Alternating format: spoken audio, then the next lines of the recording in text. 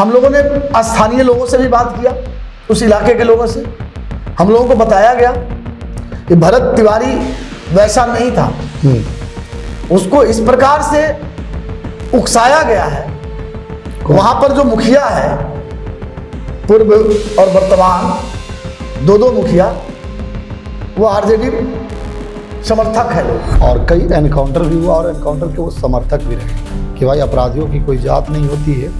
अपराधी अगर पुलिस पर हमला करते हैं तो 24 घंटे के भीतर उसी लहजे में जवाब दिया जाएगा, और लगातार जवाब भी दिया जा रहा है। लेकिन एक एनकाउंटर अभी जो हुआ जिसे अभी विपक्ष के नेता या फिर सत्ता पक्ष के लोग भी कह रहे हैं कि फेक एनकाउंटर कराया गया है। इसमें मैं यही कहूँगा, कानून के हिसाब से सब कुछ हो रहा है और कानून के हिसाब से सब कुछ हो रहा है। सम्राट चौधरी जब से मुख्यमंत्री बने हैं तब से विपक्ष का खास करके आरोप है कि भाई विधायकों को पेमेंट नहीं दिया जा रहा है। सीएम सम्राट चौधरी को घेरने की बात, सरकार को घेरने की बात हो रही है, उससे ज्यादा सीएम सम्राट चौधरी को घेरने की बात हो रही है। सीएम सम्राट चौधरी को मैं ये बोल रहा हूँ, समझिए।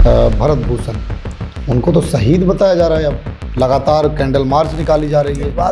उनके प्रथम पुण्यतिथि पर उनका आदमकद प्रतिमा स्थापित करने की बात कही जा रही है। 9 तारीख के कार्यक्रम में माननीय मुख्यमंत्री सम्राट चौधरी जी 4 लेन की घोषणा करेंगे। ऐसा मैं उम्मीद रखता हूँ। घोषणा करेंगे, ऐसा उम्मीद रखता हूँ। चलिए, बहुत बड़ी बात है, क्योंकि उन्हें ये बताया भी गया है कि ये 139 जो है कई राज्यों को जोड़ता है। लेकिन कुछ एनडीए के भी जो कार्यकर्ता हैं वह भी उनके समर्थन में बोल रहे हैं। औरंगाबाद में भी कैंडल मार्च निकाला गया। एनडीए समर्थकों ने बयान भी दिया है और कहा है कि भाई उन्हें टारगेट करके मारा गया है। इस तरह के आरोप तो अब आपकी सरकार पर लग रहे हैं, आपके मुख्यमंत्री पर लग रहे हैं। स्टूडेंट क्रेडिट कार्ड के तहत जो बच्चे पढ़ते हैं कॉलेजों में, उनका पेमेंट कॉलेज में नहीं जा रहा है। बिहार सरकार के द्वारा समय पर नहीं भेजी जा रही है और कई महीना से वह पेमेंट जो है वह भी लंबित है। उन तमाम सभी सम्मानित लोगों को कहना चाहूँगा, बिहार की जनता को बताना चाहूँगा, सबसे पहले कट्टा कहाँ से आया। आपके गठबंधन के लोग हैं, आपके पार्टी के लोग हैं जो इस तरह के, हमारे पार्टी के भी लोग हैं, आपके पार्टी के भी लोग, पार्टी के भी लोग, भाजपा के लोग, हमारे भाजपा के लोग हैं, बिल्कुल है जो सम्राट चौधरी को बदनाम करना बिल्कुल है। नमस्कार, मैं चित्रंजन कुमार और आप देख रहे हैं सिटी न्यूज़। देखिए, हमारे स्टूडियो में आज एक खास मेहमान हैं संजय मेहता जी, जो औरंगाबाद भाजपा के पूर्व जिला अध्यक्ष रहे हैं और अभी वर्तमान में कई भाजपा के दायित्वों पर हैं। सबसे पहले इनका परिचय करा दें। अभी एक बिहार प्रदेश के कार्य समिति सदस्य हैं। इसके अलावे लोकसभा प्रभारी सिवान और सासाराम रहे हैं और इसके अलावे इनके पास जो पद है DRUCC, जो रेलवे में एक पद होता है, उसके भी ये सदस्य हैं। और ख़ास बात यह है कि बिहार के जो अभी मुख्यमंत्री हैं सम्राट चौधरी, उनके काफ़ी करीबी हैं। तो सबसे पहले संजय मेहता जी, हमारे स्टूडियो में आपका बहुत बहुत स्वागत है। चलिए, आपको भी और आपके माध्यम से आपके सभी दर्शकों को मेरा नमस्कार, प्रणाम। संजय मेहता जी, अभी देखिए, बिहार में मुख्यमंत्री सम्राट चौधरी जब से पदभार संभाले हैं, जब से उन्होंने संभाला है, तब से लगातार वो जब वो गृह मंत्री थे, उप मुख्यमंत्री रहते हुए, तब से ही लगातार अपराधियों के खिलाफ वो मुखर रहे हैं। और कई एनकाउंटर भी हुआ और एनकाउंटर के वो समर्थक भी रहे हैं कि भाई अपराधियों की कोई जात नहीं होती है। अपराधी अगर पुलिस पर हमला करते हैं तो 24 घंटे के भीतर उसी लहजे में जवाब दिया जाएगा, और लगातार जवाब भी दिया जा रहा है। लेकिन एक एनकाउंटर अभी जो हुआ जिसे अभी विपक्ष के नेता या फिर सत्ता पक्ष के लोग भी कह रहे हैं कि फेक एनकाउंटर कराया गया है। हम बात कर रहे हैं अभी जो एक एनकाउंटर हुआ भरत भूषण का, उस पर आपकी क्या प्रतिक्रिया है, क्योंकि सरकार आपकी घेरे में है अभी? चित्रंजन जी, बिहार में सुशासन व्यवस्था को स्थापित करने की दिशा में नीतीश कुमार जी के बाद बिहार के मुख्यमंत्री सम्राट चौधरी जी दृढ़ संकल्पित हैं। इस दिशा में कोई भी समस्या को वो समाधान करने में सक्षम है। और सुशासन और कानून का राज के बिना आपके बिहार में उद्योग धंधा लगाना या आपके बिहार में यहाँ पर उद्योग धंधों को लाना, पलायन को रोकना, उद्योग धंधा स्थापित करना ये संभव नहीं है। इसलिए जो काम मुख्यमंत्री सम्राट जी कर रहे हैं उस काम में अभी वर्तमान में जो अभी आपने बात की उसमें मैं यही कहूँगा, कानून के हिसाब से सब कुछ हो रहा है और कानून के हिसाब से सब कुछ होगा। तो क्या आप मानते हैं कि आप मानते हैं या फिर भाजपा मानती है कि यह जो एनकाउंटर है वह पूरी तरह से कानून के अंतर्गत ही लिया गया है, कानून के तहत ही पुलिस ने इसको कार्रवाई किया है? एनकाउंटर की जो प्रक्रिया है, जो तथ्य वीडियो के माध्यम से आए हैं, उस पर सरकार पूरी तरह से उसमें सरकार जो है एकदम एक्टिव है। आपने देखा कि न्यायिक जांच के लिए भी दिया गया है।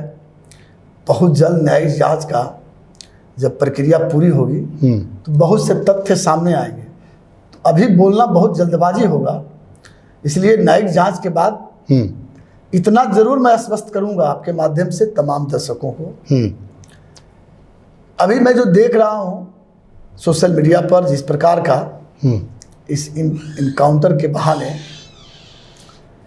सीएम सम्राट चौधरी को घेरने की बात, उस सरकार को घेरने की बात हो रही है, उससे ज्यादा सीएम सम्राट चौधरी को घेरने की बात हो रही है। सीएम सम्राट चौधरी को मैं बोल रहा हूं, समझिए। हम समझ रहे हैं ये क्यों, आप ये क्यों बता रहे हैं सम्राट चौधरी को घेरने की बात चल रही है? सीएम सम्राट चौधरी बहुत लोगों को पच नहीं रहे हैं। अच्छा, कैसे लोग पच इसलिए नहीं रहे हैं ना हाँ कि ये निर्णय लेने में जाने जाते हैं। अच्छा, और इनका निर्णय अटूट होता है। जीरो टॉलरेंस पर कोई समझौता नहीं है। सामने अगर उनका भाई बेटा भी होगा तो समझौता नहीं करेंगे, इस समझ लीजिए। इसलिए जीरो टॉलरेंस की नीति अपनाने में और सुशासन व्यवस्था को और अधिक मजबूत करने में बिहार में उसमें कोई समझौता नहीं करेंगे। इसीलिए लेने के लिए जाने जाते हैं, इसीलिए टारगेट किए जा रहे हैं। टारगेट करने का अब स्वाभाविक बात है कि कुछ, मैं ये नहीं कहता हूं कि वो विपक्षी है, मैं आपके माध्यम से खोल दे रहा हूं। विपक्ष के लोग पूरी बात अब समझना चाहेंगे। शुरुआत में जब इनकाउंटर के पहले एक वीडियो रिलीज हुआ, वो वीडियो रिलीज होने के बाद आरजेडी के फेसबुक अकाउंट से पोस्ट हुआ और पोस्ट होने के बाद उसमें जो लिखा गया उसको आपने भी पढ़ा होगा जी। और सरकार पर सवाल खड़े किए गए, बिहार पुलिस पर सवाल खड़े किए गए। उसके बाद दूसरा दिन जब कार्रवाई होती है और कार्रवाई होने के बाद थोड़ी चूक हुई है, वो जांच पर आएगा, उस पर मैं अब थोड़ी चूक की बात कर रहे हैं। कहाँ पर वो थोड़ी सी चूक? वो बता रहा हूँ। तो अब जब कार्रवाई हुई और कार्रवाई होने के बाद जो इस प्रकार का बवाल, इस प्रकार की जो हाय तौबा मच गया पूरे बिहार में। भारत जो इनकाउंटर किया गया है भरत भूषण, उनको तो शहीद बताया जा रहा है। अब लगातार कैंडल मार्च निकाली जा रही है। उनके प्रथम पुण्यतिथि पर उनका आदमकद प्रतिमा स्थापित करने की बात कही जा रही है। अब एक बात मैं कहूँगा, हमारा लोकतांत्रिक देश में ये प्रक्रिया नहीं है, इस आज़ाद देश में, कि हमको ये कहीं से भी ये कानून ने नहीं दिया है कि हम शहीद भगत सिंह जैसे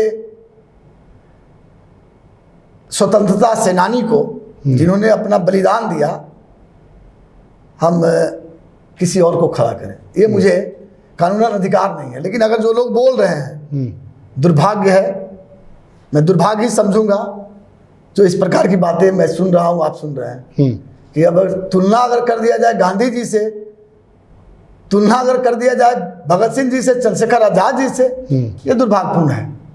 तो क्या भगत सिंह का तुलना नहीं करनी चाहिए भरत भूषण को लेकर के? बताइए, वही तो कह रहा हूँ। लोकतंत्र में अगर सब कुछ कट्टे के बल पर संभव है तो कहिए मैं भी कल कट्टा लेकर के समाज सुधारने की दिशा में चल देता हूँ।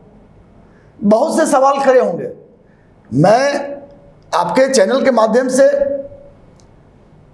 उन तमाम सभी सम्मानित लोगों को कहना चाहूँगा, बिहार की जनता को बताना चाहूँगा, सबसे पहले कट्टा कहाँ से आया, जांच वो का विषय, पिस्टल कहाँ से आया, जांच का विषय है। अगर पुलिस की जांच होगी, न्यायिक जांच में जो दिया जा रहा है उस पर स्पष्ट हो जाएगा। उसके और भी जो साथी होंगे जो इस तरह के अपराध के लिए उसको उत्प्रेरित किए होंगे। हम लोगों ने जो समझा, हम लोगों ने जो फेसबुक अकाउंट जो भरत तिवारी का देखा, उसमें जब उसका विश्लेषण करेंगे, उस विश्लेषण में शुरुआती दौर में कुछ और, बाद में कुछ और। हम लोगों ने स्थानीय लोगों से भी बात किया, उस इलाके के लोगों से। हम लोगों को बताया गया कि भरत तिवारी वैसा नहीं था, उसको इस प्रकार से उकसाया गया है।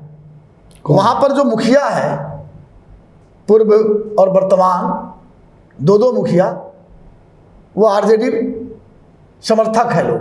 अच्छा, उकसाया है, ये नई बात मैं बता रहा हूँ। उसको उकसाया गया है। मेरा सवाल भी था ये कि विपक्ष इसे राजनीतिक मुद्दा बना रहा है, या क्या आपको लगता है कि इस मामले को लेकर राजनीतिकरण हो रही है? शुरुआती में तो आरजेडी के लोग ही किया। मैं बताया कि पूर्व और वर्तमान मुखिया जो है आरजेडी समर्थक है, और उसने ही वो धरना प्रदर्शन तमाम चीज करवाया, वो तमाम चीजें उसने ही करवाया। और उससे पहले मतलब उससे पहले बता रहा हूँ, ये तो भरत भूषण तिवारी की मृत्यु की बात है ना, धरना प्रदर्शन। उसके पहले जो वहां से सोर्सेज से मिला है मुझे, उसको पिछले 6 महीने से इस रूप में खड़ा किया गया है, अपराध करने की दिशा में उसको खड़ा किया गया है। तो पूर्व में क्या वो अपराधी था, अपराध कर रहा था? अपराध नहीं कर रहा था, उसका था कि सिस्टम से लड़ना, उसका था सिस्टम के खिलाफ आवाज उठाना।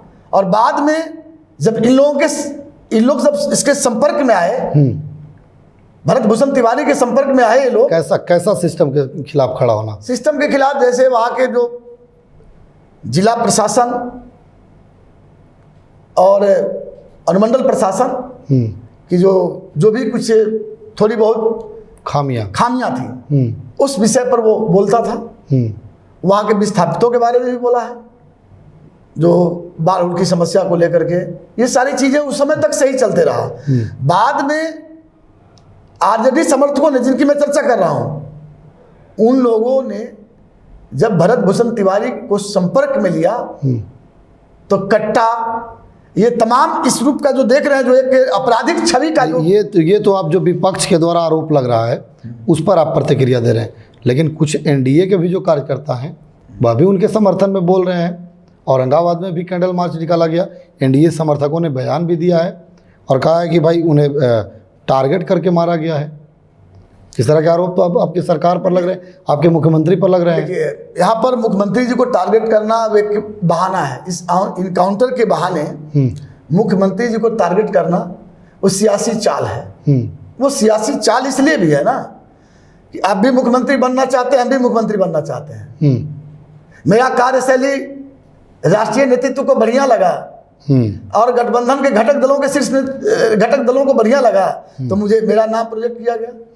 तो आपके अंदर जो है, आपके अंदर जो है ना, आपके अंदर अब हमें हमारे कार्यों को, हमारे कार्य प्रणाली को नकारात्मक दिखाने में आप लगे हुए हैं, जहां आपको मौका मिल जाए। तो कौन है लोग? आपके गठबंधन के लोग हैं? नहीं, आपके गठबंधन के, ठीक है, नाम नहीं बताइए। आपके गठबंधन के लोग हैं, आपके पार्टी के लोग हैं जो इस तरह के? हमारे पार्टी के भी लोग हैं। आपके पार्टी के भी लोग? पार्टी के भी लोग, भाजपा के लोग हैं, हमारे भाजपा के लोग हैं, बिल्कुल हैं, जो सम्राट चौधरी को बदनाम करना चाहते हैं, बिल्कुल हैं, इसमें कहीं दो राय नहीं है। भाजपा के भी लोग हैं। हाँ, और ये बात राष्ट्रीय नेतृत्व समझ भी रहा है। अब आप देखे होंगे जब राष्ट्रीय नेतृत्व, बड़ी बात आप बता रहे हैं अभी कि भाई हमारे पार्टी के भी लोग मुख्यमंत्री को बदनाम कर रहे हैं। कैमरे पर बोल रहे हैं आप? मैं कैमरे पर बोल रहा हूँ, हैं। और जब राष्ट्रीय नेतृत्व को ये सारी चीजें का जब वो अवलोकन किए, तो कल से आप देख रहे होंगे मीडिया में हमारे पार्टी के सम्मानित नेताओं का जो बयान, जो सरकार के लिए, मुख्यमंत्री जी के लिए ही नहीं बल्कि बिहार की जनता के लिए जो बयान आया है, इस घटना को लेकर के, उसको सुनिए और समझिए। तो क्या लगता है आपके पार्टी के अंदर में सब कुछ ठीक ठाक नहीं चल रहा है? पार्टी में बिल्कुल ठीक ठाक चल रहा है। तब फिर आप ही बता लेकिन रहे। व्यक्तिगत महत्वाकांक्षा को पार्टी पर कोई असर नहीं पड़ता है। मैं अगर व्यक्तिगत महत्वाकांक्षा रखूं तो उसमें पार्टी की सेहत पर क्या पता चलेगा? वैसा कुछ नहीं है। अब शुरू से एक बात बता रहा हूं। बताइए।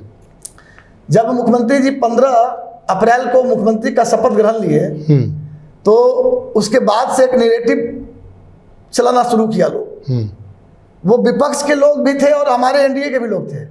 वो नैरेटिव ये चलाना शुरू किए कि ये सम्राट जी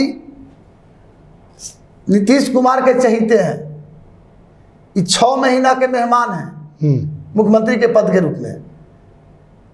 केंद्र के शीर्ष नेता जो है भाजपा के नहीं लाइक करते हैं।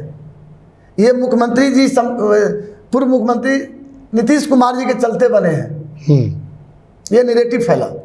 नैरेटिव फैलाने का क्या मतलब था कि सत्ता का जो हनक होता है, सत्ता की जो कार्य प्रणाली होती है, उसमें नकारात्मक भाव आए, नकारात्मक भाव आए, सत्ता का हनक में नकारात्मकता आए, उसमें तो असफल हो गए विरोधी। और सम्राट जी ने 70 दिनों में, 70 दिन लगभग हुआ है, कल होगा, तो ये दिखा दिए कि वो अमित शाह जी के और प्रधानमंत्री जी के भी चाहते हैं, नजदीकी हैं, और नीतीश कुमार जी के भी हैं। कहा तो ये और शीर्ष और घटक दलों के जो शीर्ष नेता हैं उनके भी चाहते हैं, उनके भी चाहते हैं। दीपक प्रकाश को लेकर के एक सवाल कर लेते हैं आपसे। आप भी संजय मेहता जी हैं, उसी जाति से आते हैं, उपेंद्र कुशवाहा भी उसी जात से आते हैं, और आपके मुख्यमंत्री जो सम्राट चौधरी हैं वह भी उसी जात से आते हैं। आखिर जब उन्हें एमएलसी नहीं बनाना था दीपक प्रकाश को, तो फिर 2 बार शपथ ग्रहण क्यों दिलाई गई? ये विषय अभी तो मंत्री हैं, मंत्री अभी हैं, सुप्रीम कोर्ट का नोटिस भी आया है और मंत्री हैं अभी। ये विषय जो है ये हमारे राष्ट्रीय नेतृत्व का है, और राष्ट्रीय नेतृत्व इस विषय को बहुत गंभीरता से देख रहा है। इस पर चिंता करने की बात नहीं है। वो मंत्री हैं, अभी तो मंत्री हैं, मंत्री रहेंगे, अभी तो मंत्री हैं, मंत्री भविष्य में रहेंगे कि नहीं रहेंगे? अभी तो मंत्री हैं, अभी तो मंत्री हैं वो। हाँ, और इसका चिंता नहीं करना है, इसकी चिंता जो है हमारा शीर्ष नेतृत्व कर रहा है। नहीं, उनके समर्थक तो चिंता कर रहे हैं। लगातार सोशल मीडिया पर इस तरह की बातें आ रही है कि भाई उन्हें अग्निवीर बना दिया गया है। उनके समर्थक जो चिंता कर रहे हैं तो उनकी पीड़ा भी अपने जगह पर सही हो सकती है, लेकिन मैं सिर्फ इतना कहूंगा, अभी तो मंत्री हैं, आगे मंत्री रहेंगे कि नहीं रहेंगे? अभी तो मंत्री हैं। हाँ, अभी तो क्योंकि एक सीट जो विधायक की खाली थी उस पर भी उन्हें चुनाव नहीं लड़ाया जा रहा है। जो एमएलसी का जो चुनाव हुआ उसमें भी उन्हें एमएलसी नहीं बनाया गया। अभी तो मंत्री हैं। तो क्या सम्राट चौधरी अपने सरकार से, अपने मंत्रिमंडल से उन्हें बाहर की रास्ता दिखाएंगे? अभी तो मंत्री हैं, अभी तो समय पूरा नहीं हो गया है। अभी तो अभी जो इनका शपथ ग्रहण हुआ उसके 6 महीना बाद, तो वो उससे जोड़िएगा। अभी तो मंत्री हैं, अभी कम से कम मुझे लगता है कि 3 से 3.5 महीना अभी बाकी है, 4 महीने के आसपास। तो इसलिए अभी जल्दबाजी होगा। नहीं, जल्दबाजी ठीक है। आखिर कौन सी मजबूरी थी उपेंद्र कुशवाहा की कि भाई उनके विधायक थे, पत्नी भी विधायक थी, वो अपने बेटे को मंत्री बना दिए डायरेक्ट? कई तरह के सवाल भी खड़े हुए भाई परिवारवाद को लेकर के। लालू यादव टारगेट पर होते थे, जीतन राम मांझी टारगेट पर होते थे, और वो खुद परिवारवाद के विरोधी रहते थे, लेकिन अपने पत्नी को टिकट दिया, विधायक बना दिए, बेटा को भी वो मंत्री बना दिए। क्या ज़रूरत पड़ गई थी भाई, एक विधायक को मंत्री बना देते, वो अपने बेटा को मुख्यमंत्री बना दिए? ये विषय जो है माननीय उपेंद्र कुशवाहा जी, परिवारवाद को लेकर के क्या कहेंगे आप? भाजपा को अपने बेटा का ही नाम दिए वो शपथ ग्रहण समारोह में, तो भाजपा ने गठबंधन के साथी के रूप में उनका यह नाम स्वीकार किया। तो अब वो उनका विषय है और उनके पार्टी का विषय है, उसमें नो कमेंट। अभी मुख्यमंत्री जी, आप औरंगाबाद के रहने वाले हैं। औरंगाबाद में पूर्व में भी जब उप मुख्यमंत्री थे सम्राट चौधरी, तो उनका आगमन हुआ, आपके घर पर भी आगमन हुआ, औरंगाबाद में भी कई तरह के आगमन हुए, यानी प्रभारी भी बनाया गया, चुनाव प्रभारी। अभी वो 9 तारीख को संभवतः 9 जुलाई को औरंगाबाद आ रहे हैं। क्या कुछ कार्यक्रम है और क्या कैसी तैयारी है? औरंगाबाद में 9 जुलाई को रफीगंज के बली गांव में शहीद जगदेव प्रसाद जी की आदमकद प्रतिमा का अनावरण के उपलक्ष्य में आ रहे हैं। इस कार्यक्रम को रफीगंज के सम्मानित विधायक प्रमोद सिंह जी ने उनका कार्यक्रम लिया है। हमने उनसे आग्रह किया था कि आप क्षेत्रीय विधायक हैं, गठबंधन के हमारे सम्मानित विधायक हैं, और आपके क्षेत्र में ये शुभ कार्य होने जा रहा है, और वहाँ के आयोजकों का यह डिमांड है कि मुख्यमंत्री जी से कराएंगे। तो कार्यक्रम लेने से पहले हमें और माननीय प्रमोद जी को वहाँ के आयोजक लोग बुला करके वो सारी विषयों पर हम लोगों से चर्चा किए। जो प्रतिमा निर्माण कमेटी है वहाँ का, हम लोग वहाँ सारी बिंदुओं पर डिस्कस करके दूसरा दिन प्रमोद जी, माननीय विधायक जी और हम मुख्यमंत्री जी के यहाँ गए। बातें माननीय विधायक जी से हुई और उनको टाइम दिया गया 9 जुलाई को आ रहे हैं। उसकी तैयारी के लिए हम लोग पूरा तटस्थ हैं। पूरे जिला के सभी गांव से लोग उस कार्यक्रम में पहुंचेंगे। इसके अलावे गया, अरवल, जहानाबाद, नवादा, रोहतास के भी लोगों को आमंत्रित किया जा रहा है। मगध और शाहबाद दोनों, मतलब शाहबाद का पूरा नहीं, लेकिन मगध का लगभग पूरा। 1 लाख का भीड़ होने की संभावना है। 1 लाख जी, क्योंकि जो उत्साह हम देख रहे हैं। पहला कार्यक्रम औरंगाबाद में सूर्य नगरी में उनका हो रहा है। ये पहला कार्यक्रम में इतनी उत्साह है उनके समर्थकों में और एनडीए समर्थकों में, साथियों में, और जगदेव बाबू के अनुयायियों में भी ये उत्साह से ये हम लोग को उम्मीद से पार भीड़ आएगी। हम लोग गांव-गांव जा रहे हैं, लोगों को आमंत्रित कर रहे हैं। माननीय विधायक प्रमोद जी भी जा रहे हैं, हम भी जा रहे हैं, कमेटी के लोग भी घूम रहे हैं, कमेटी के लोग भी अपना टीम बना के घूम रहे हैं। कई लोग साथ में। इसकी सबसे बड़ी खूबी इस कार्यक्रम का यह है कि जिले भर के तमाम पूर्व सांसद, पूर्व विधायक, वर्तमान विधायक, सभी लोग इस कार्यक्रम में अपनी पूरी सहयोग कर रहे हैं कि कार्यक्रम बेहतर कैसे हो। इसका बड़ा ये एक नया स्वरूप हम देख रहे हैं इस कार्यक्रम में, चाहे वो जो भी लोग हों। एक सवाल है, जगदेव बाबू की प्रतिमा का अनावरण है और बगल में ही, रफीगंज के बगल में ही गोह विधानसभा आता है और वहाँ के विधायक हैं अमरेंद्र कुशवाहा, जगदेव बाबू के विचारधारा से ओतप्रोत व्यक्ति हैं। तो क्या उन्हें आप लोग आमंत्रित करिएगा उस कार्यक्रम में? और आमंत्रित करिएगा तो आशा है कि वो राजद के विधायक होने के नाते उस कार्यक्रम में वो आएंगे? विधायक राजद के हैं, लेकिन क्या सदन में मुख्यमंत्री के सामने बात नहीं करते हैं या मुख्यमंत्री से मिलने जाते? मुख्यमंत्री का पद जो है, संवैधानिक पद, कोई भी मिलता है। सदन के सर्वोच्च व्यक्ति होते हैं, कोई भी मिलता है। तेजस्वी जी मिलते हैं, पूरे सदन के नेता होते हैं वो। तेजस्वी जी मिलते हैं तो तेजस्वी तो मात्र वो विधायक हैं। इसलिए ये ऐसे कार्यक्रम, ये तो कोई राजनीतिक मंच तो है नहीं और चुनावी सभा तो है नहीं कि कौन क्यों कहाँ आ गए।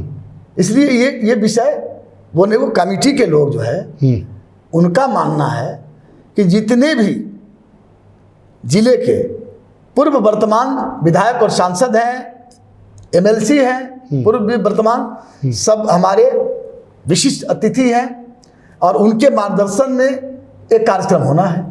इसीलिए मैं कार्यक्रम की खासियत जो है, खूबी है कि सब लोग अपने अपने तरीके से लगे हुए। नहीं, आपने कहा इस तरह की बातें, तब हमने सवाल किया अमरेंद्र कुशवाहा क्या उस कार्यक्रम में शिरकत करेंगे? इनवाइट तो कमेटी के लोग करेंगे, जैसा मुझे मालूम है, इनवाइट करेंगे लोग। क्या लगता है वो आएंगे?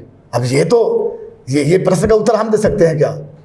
मतलब इनवाइट तो कमेटी करेगा, ये हमको जानकारी है। मैंने बताया कि पूरे जिला के जितने भी पूर्व वर्तमान विधायक और सांसद और एमएलसी हैं, सबको इनवाइट किया जाएगा। ये योजना है और इस पर पहल भी हुई है।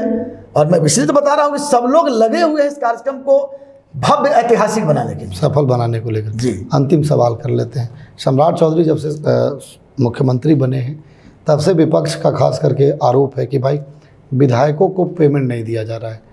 अगर कहीं पेंशन का राशि दिया भी जा रहा है तो वो अकस्मात जो निधि है, उस पैसा का जो राशि है उसे पेंशन की राशि में यूज किया जा रहा है। जो अभी हाल फिलहाल में मुख्यमंत्री जी ने डीबीटी के माध्यम से सभी लाभुकों के खाता में भेजा।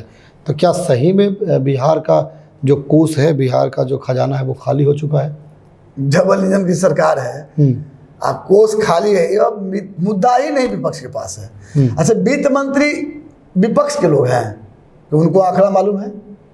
अरे वित्त मंत्री तो विजेंद्र यादव जी हैं, जेडीयू के सम्मानित विधायक हैं, वरिष्ठ नेता है जेडीयू के, उप मुख्यमंत्री वो बताएंगे ना, वो उप मुख्यमंत्री है हमारी सरकार में, कि विपक्ष के लोग बताएंगे कि हमारे खजाने में कितना रुपया है, नहीं है। ये तो बातें आरोप लगाया जा अब हम पैसा जो है, हम जो किस कोष से पैसा क्या कर रहे हैं, तो हम जो पैसा कर रहे हैं वो नियम संगत ही कर रहे हैं, संवैधानिक रूप से ही कर रहे हैं। सरकारी पैसा 1 रुपया भी नियम से हट करके कोई खर्च करेगा तो वही हाल होगा जो 15 साल पहले हुआ था। 15 साल पहले हुआ था, या यूपीए सरकार में होता था, केंद्र में 100 200 घोटाला होता था, 200 तरह का घोटाला, 200 तरह का घोटाला। तो इसलिए ये सब बातें आधारहीन है। तो क्या जो विधायकों को पेमेंट नहीं मिल रहा है, तेजस्वी प्रसाद यादव लगातार मीडिया के सामने आ रहे हैं और कह रहे हैं कि भाई कोष खाली हो चुका है और ये पेमेंट दे नहीं रहे, विधायकों को पेमेंट नहीं मिल रहा है तो और कैसे पेमेंट मिलेगा?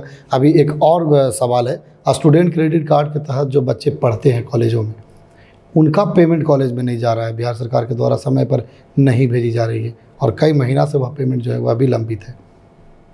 इस पर हमारी सरकार का पूरा इस विषय को लेकर के बहुत गंभीर है, काफ़ी गंभीर है। उसमें कुछ टेक्निकल बातें हैं जिसके कारण है। अब सभी चीज़ों को समझने की जरूरत है। विपक्ष केवल आरोप लगा दे और वो जहाँ से सूचना विपक्ष पाता है तो वहीं पर उससे ये भी जानना चाहिए कि किस टेक्निकल गड़बड़ी के कारण थोड़ा विलंब हुआ है। तो मामला सिर्फ ये है। तो वो तो बता रहे कि भाई चुनाव के टाइम में सब पैसा खर्च कर दिए सरकार बनाने में, सबके खाते में डाल दिए महिलाओं लोग को। फिर वही सवाल का जवाब मुझसे क्यों ले रहे हैं? 1 रुपया भी, अठन्नी का भी आप नियम से हटकर रुपया खर्च करेंगे तो वो 15 साल पहले जो होता था वो होगा। चलिए, भरत भूषण को लेकर के अंतिम सवाल है आपका। भरत भूषण का जो मामला चला, एनकाउंटर हुआ, विपक्ष या फिर सत्ता पक्ष के भी कार्यकर्ता जो हैं वह कह रहे हैं कि फेक एनकाउंटर है। क्या नया संगत जो मुख्यमंत्री जी ने आदेश दिया है उस पर जांच के बाद दोषियों पर कार्रवाई की जाएगी? अंतिम सवाल है, उस पर आपकी क्या प्रतिक्रिया है? हम तो सबसे पहले आपके माध्यम से तमाम बिहार वासियों को और ख़ास तौर पर परशुराम के सम्मानित वंशजों को, पंडित चाणक्य के सम्मानित वंशों को, सभी वैसे नौजवान युवा साथियों को उनसे अपील करेंगे कि आप वैसे वर्ग से आते हैं जो देश को दिशा देते हैं। देश को दिशा देने की दिशा में आपके अंदर जो बौद्धिक क्षमता है वो कार्य करता है। इतिहास गवाह है कि आप चक्रवर्ती राजाओं के आप मार्गदर्शक रहे हैं। आपके मार्गदर्शन के बिना कोई भी राजा अपना राजपाट सही तरीके से नहीं वैसे लोगों में से आप हैं। तो आप ऐसे विपक्ष के बहकावे में आप कैसे आ सकते हैं? ये दुर्भाग्यपूर्ण दिख रहा है। और आप सियासी चाल में मत फंसिए, मैं आपसे निवेदन करूंगा। अभी सियासी चाल एक और है, बगल में यूपी का चुनाव है, वहां का सियासी दांव बिहार में ना आए, ये इस घटना में दिख रहा है। इस घटना में बिल्कुल स्पष्ट दिख रहा है। उसमें जो लोग प्रोटेस्ट में आ रहे हैं वो बिहार से ज़्यादा यूपी और दिल्ली के लोग हैं। इसलिए हमारे बिहार के सम्मानित वैसे साथी, आदरणीय साथी से मैं अपील करता हूं कि आप उन सियासी चाल में मत पड़िए। आप वैसे वर्ग से आते हैं जो आप समाज और देश को दिशा दिए हैं। आप समाज का दर्पण है, आईना है। आप वैसे वंशज से आते हैं जो कभी आपने इतिहास में सम्राट अशोक चंद्रगुप्त मौर्य के रूप में सत्ता का स्थानांतरण किया था, सत्ता स्थापित किया था। आपकी स्थापित गई सत्ता से विश्व और सत्ता का हनक था सम्राट अशोक चंद्रगुप्त के मौर्य के रूप में। अतः आप आश्वस्त रहिए कि ये जो सरकार है आपके हितकर है और सीएम सम्राट चौधरी आपके हैं। आपको याद होगा कभी सम्राट चौधरी जी कहे थे मंच से कि ब्राह्मण कल भी श्रेष्ठ थे, आज भी श्रेष्ठ है। और इस बात को लेकर भी विपक्ष बहुत शोर शराबा किया था। इसलिए चित्तरंजन जी, मैं इतना ही कहूंगा कि ये मामला न्यायिक जांच के बाद दूध का दूध और पानी का पानी हो जाएगा। अगर तन्वी साभी पुलिसकर्मी दोषी होंगे तो आईपीसी की धाराओं में जो सजा का प्रावधान है उन पर लागू होगा और विलंब भी नहीं होगा। आईपीएस नहीं, बीएनएस। हाँ, बीएनएस की धाराओं में उन पर विलंब भी नहीं होगा, ये लागू होगा और न्याय भी मिलेगा। जिस न्याय की बात करते हैं उससे बढ़ के न्याय मिलेगा। लेकिन सरकार के माध्यम से एक बात मैं बता रहा हूं कि वैसा भी नहीं हो कि जिस प्रकार से तुल राजनीतिकरण माननीय सम्राट जी को घेरने की दिशा में किया जा रहा है और इसी घटना का सबक लेकर के अन्य घटना होते चला जाए और बिहार की जो संस्कृति है, बिहार की जो सभ्यता है, बिहार का जो आपसी भाईचारा है, बिहार में जो समरसता है, सामाजिक समरसता, इसका तालमेल ना बिगड़े, ये बात का भी डर है। इसीलिए कानून के दायरे में रह करके मुख्यमंत्री जी सारा कुछ करना चाहते हैं। चलिए, औरंगाबाद सम्राट चौधरी, अंतिम सवाल कर लेते हैं। औरंगाबाद सम्राट चौधरी जी अगर आएंगे तो आप लोगों की वैसी कौन सी मांग है जो औरंगाबाद के लिए बहुप्रतीक्षित है? आप लोग मांग पत्र रखेंगे औरंगाबाद में जब मुख्यमंत्री आएंगे और पहली बार मुख्यमंत्री बनने के बाद औरंगाबाद आ रहे हैं, तो वैसी कौन सी मांग है जो औरंगाबाद में आप लोग रखिएगा?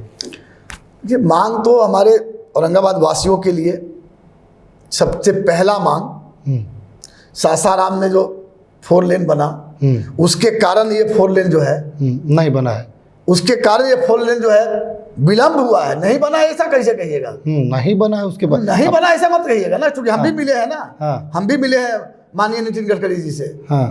हमने भी बात किया था पिछले साल चुनाव के पहले।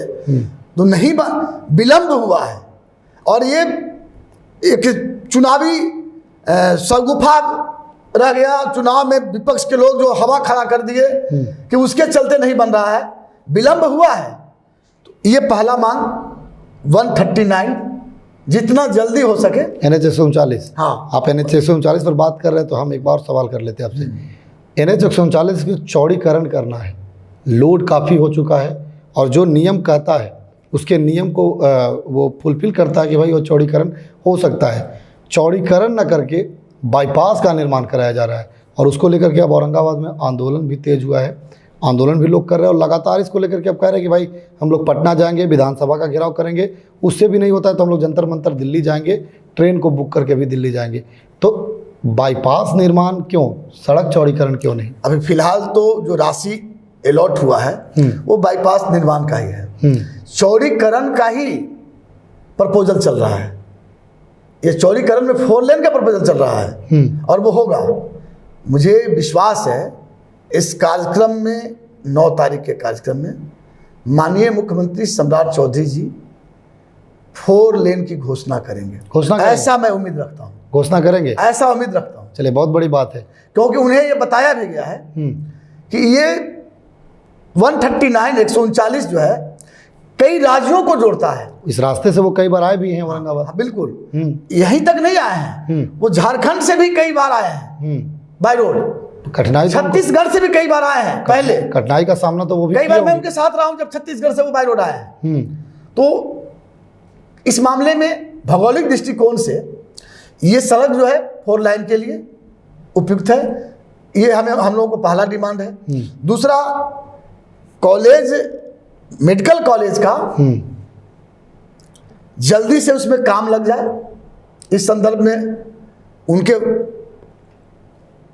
उनके द्वारा हम लोग जानना चाहेंगे मंच के माध्यम से कि वो हम सब बिहार औरंगाबाद वासियों को बताएं कि कितना दिन में पतलगंगा में मेडिकल कॉलेज बनकर तैयार हो जाएगा या काम शुरू हो जाएगा, कब शुरू हो जाएगा? काम शुरू होने की बात तो बताए हैं, वो बताएंगे। और आगे की बात कि इतना दिन में बनकर तैयार हो जाएगा, उस बात के लिए इसके बाद तीसरा है कि हर प्रखंड में डिग्री कॉलेज के लिए।